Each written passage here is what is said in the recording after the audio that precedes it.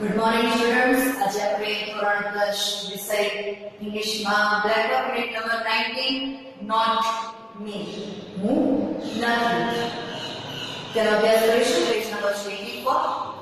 I am Jen. I have a son. We call him Glory. He studies in class 6. મારું નામ જેન છે.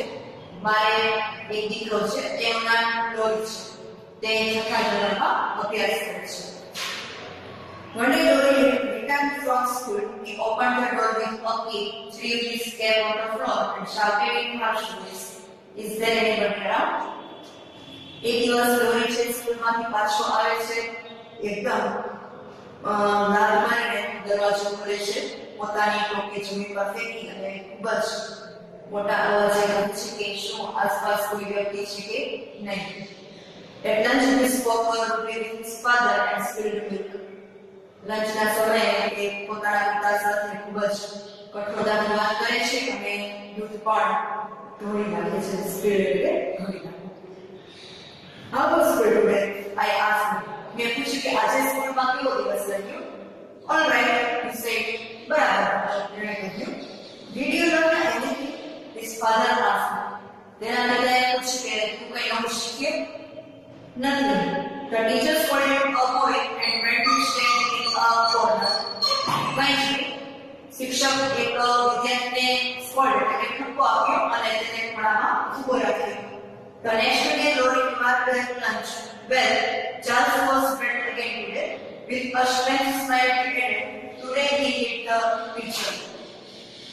બીજા દિવસે Glory લંચના સમયે પોતાના ફેમિલી સાથે ચર્ચા કરે છે કે આજે ચાર્લ્સ ફરી પાછું તેનું વર્તન સારું ન હતું. તેણે એક વિચિત્ર સ્માઇલ સાથે કહે છે કે આજે તેણે ટીચરને મારી. Why? I asked him. શા માટે? મેં પૂછ્યું. Because she asked Charles to color in her red ribbons, but Charles wanted to color in green. So he hit the teacher and the teacher spanked at him and told everybody not to play with Charles, but everybody did. કારણ કે તેણીએ ચાર્લ્સને red કલરના કલરથી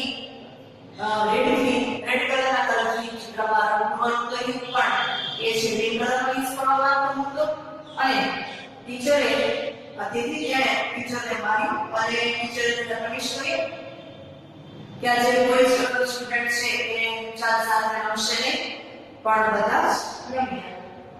The third day, Charles had hit a seesaw on the head of the little girl, and the teacher had to stay inside the Charles for the whole recess. Next day, Charles was asked to stand in a corner during story time because he kept pounding his feet on the floor. On Friday, Charles threw a chopstick at the teacher. ત્રીજા દિવસે Charles છે એક નાનકડી છોકરીને માથામાં હિંચકો લગાવે છે અને તેથી ટીચર તેને આખી જ રિસેસ દરમિયાન રૂમની બહાર ઉભો રાખે છે.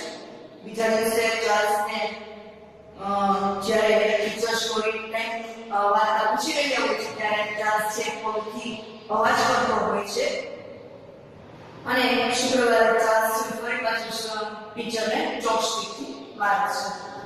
My husband and I were worried about the effect of bad boys like Charles on the Glory. હું અને મારા હસબન્ડ છે ચાર્લ્સ જેવા બાળકની ગ્લોરી પર ખરાબ અસર પડે તેનાથી ચિંતિત હતા. On Monday, Glory came back and shouted, "Charles, Charles, was bad again today?" He yelled so loudly that a teacher from the nearby class came and scolded him. Charles had to stay after school and all the children stayed to watch him. સોમવારે દિવસે Glory ફરી પાછું ઘરે આવે છે. મને બૂમ પાડે છે, "ચાર્લ્સ, ચાર્લ્સ." ફરી પાછો જે ચાર્લ્સનું વર્તન સારું ન હતું તે ચીસો પાડે છે કે ટીચર તેને પનિશ કરે છે અને ઠપકો આપે છે. ચાર્લ્સને સ્કૂલ પૂરી થઈ ગયા પછી ઉભો રાખવામાં આવે છે. બધા જ બાળકો તેને જોતા જોતા જાય છે. Then suddenly he stood up on his chair and spoke in a strange tone. "Hi, Bob, you old Russian monk." અચાનક ત્યાર પછી આજે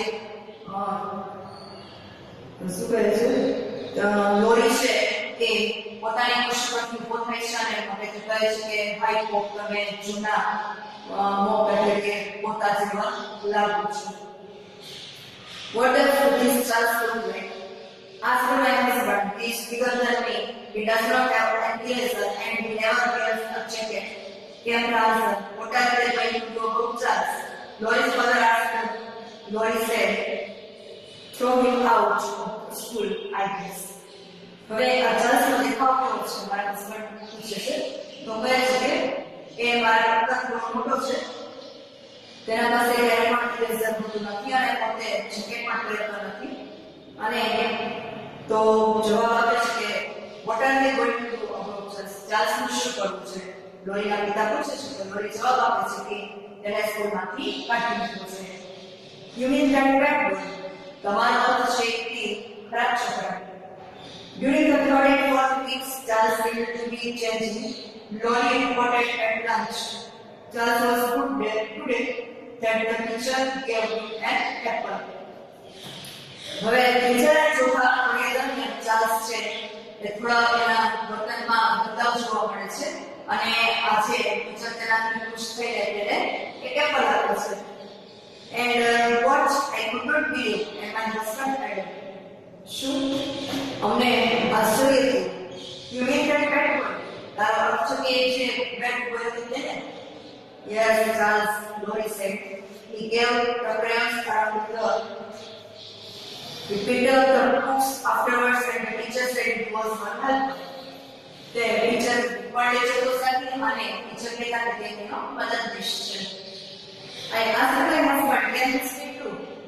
Can something like this happen? In the next PTA meeting, I am going to talk to Charles. મેં મારા હસબન્ડને પૂછ્યું શું આ સાચું હોઈ શકે અને શું થયું હશે? જે નેક્સ્ટ પેરેન્ટ્સ ટીચર એસોસિએશનની જે મીટિંગ હશે ત્યારે હું ચાર્લ્સની મમ્મીને મળીશ. The usual Monday next week was Charles said dirty words 3 or 4 times and therefore he was asked to wash his mouth with soap each time he also used chalk. હવે સોમવારના દિવસે ફરી પાછો ચાર્લ્સ છે થોડા શબ્દો ખરાબ બોલે છે અને તેથી ટીચર તેને પનિશ કરે છે કે તારે દર વખતે મોં સાબુથી કરવાનું રહેશે અને ફરી પાછો ટીચરની સામે ચોક પણ ફેંકે છે. Meanwhile, Charles' mother over a cup of tea after the meeting, my husband told me. મારા હસબન્ડે કહ્યું કે જ્યારે મીટિંગ પૂરી થાય ત્યારે ચાર્લ્સને ઉમેરીને ઘરે ચા પીવા માટે બોલ્યો. If only she is there, I said hesitatingly. જો તેણી ત્યાં હાજર હશે તો મેં ખચકાટ પૂર્વક કહ્યું. At the PTA meeting, I said restlessly, watching each worried face, none of the ladies printed so stressed. No one stood up and apologized for her son's bad behavior. No one mentioned Charles. જ્યારે parents ટીચરની meeting હોય છે ત્યારે હું ખૂબ જ એકદમ રેસ્ટલેસલી બેઠેલી હતી અને ચહેરા પર થોડી ચિંતા પણ જોવા મળતી હતી પણ ત્યાં કોઈ સ્ત્રીઓ કે કોઈ પણ પેરેન્ટ્સના ચહેરા પર કંઈ જ સ્ટ્રેસ જોવા મળતો ન હતો અને કોઈ પણ પોતાના સનની જે બેડ બિહેવિયર છે તેના માટે કોઈ અપોલોજાઇઝ માફી પણ માંગવાની કોઈ સ્થિતિમાં હતો નહીં. After the meeting, I walked to Lori's teacher. Meeting पूरे तैयार પછી હું લોરીના ટીચરને મળવા માટે ગઈ. I am so anxious to meet you, I said. I am Lori's mother. હું તમને મળવા માટે ખૂબ જ આતુર હતી. લોરીના મમ્મી. હું લોરીના મમ્મી છું. We are all interested to meet Lori, she said. અમે બધા લોરીમાં ખૂબ જ રસ દાખવીએ છીએ. Well, certainly he likes the school. He talks about it all the time. લોરીના મમ્મી કહે છે કે સ્કૂલ બહુ ગમે છે, આખો દિવસ એકલા સ્કૂલની જ વાતો કરે છે.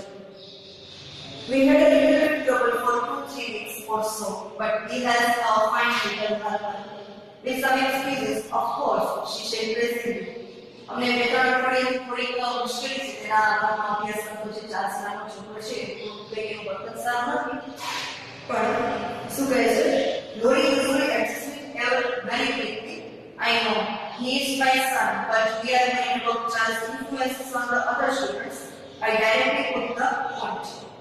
હવે લોરી છે બધી પરિસ્થિતિમાં સમાધાન સાધી શકે છે અને કહે છે કે મારો પુત્ર પરંતુ અમને ચાર્લ્સની ચિંતા છે કે જેની અસર લોરી અને બીજા બાળકો પર પડે છે. Charles, yes, Charles, I must be having a lot of trouble with that boy, I said laughingly. મેં હસતા હસતા કહ્યું કે તમને ચાર્લ્સથી એ બાળકથી ઘણા બધા બાળકોને પણ નુકસાન થતું હશે. Charles, she was a little bit confused, but I don't have any Charles in my class. જે લોરીના ટીચર છે કે છે ચાર્લ્સ, પણ મારા ક્લાસમાં તો ચાર્લ્સ નામનો કોઈ સ્ટુડન્ટ છે જ નહીં. Who is Charles? What will Lois mother do? Charles કોણ છે? લોરીના મમ્મી શું કરશે?